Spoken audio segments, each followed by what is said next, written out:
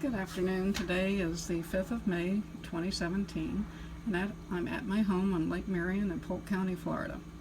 Our neighbor found this coral snake because his cats had it cornered in the edge of his backyard, and thinking it might be poisonous, he decided to kill it, but he did bring it to me, which I really appreciate.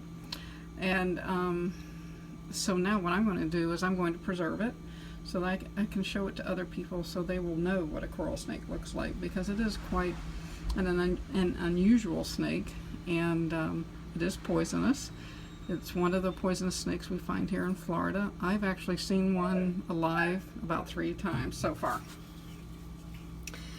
So I'm using 70% isopropyl alcohol to preserve it, and I'm also using this hypodermic to insert some of the isopropyl alcohol into the body so it will not rot.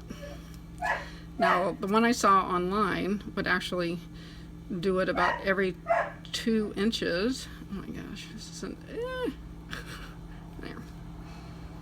And he was inserting quite a bit, but he had a good size copperhead.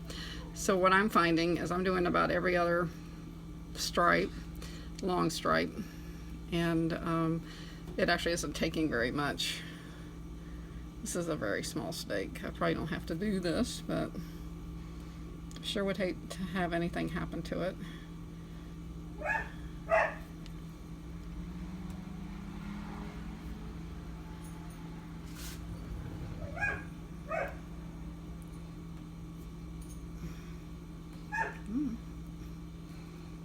I don't know what they want to go in.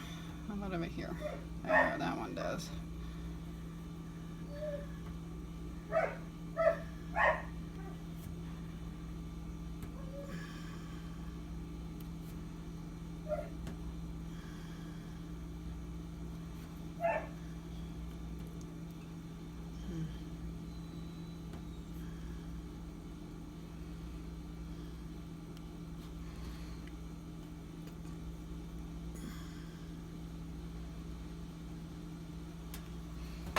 Alright, I'm finished with that part.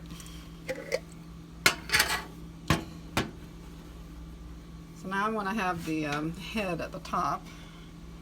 So I'm going to place the tail end and get it to coil into this small jar.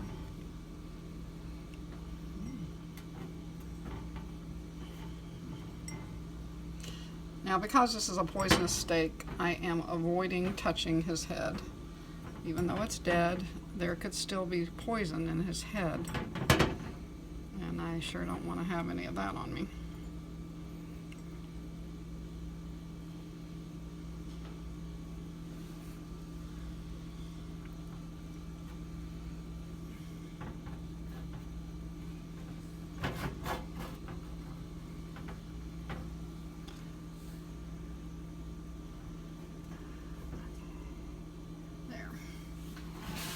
Now, the important part to me is having this as a teaching tool is that the viewer can see the head, which is right here.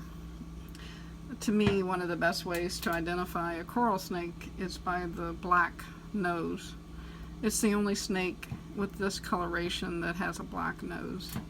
It actually also has a black tip on the tail, but I think the nose is a little bit more important, since that's the business end. Then you just pour some alcohol over it. Oh, we even unwound a little bit there.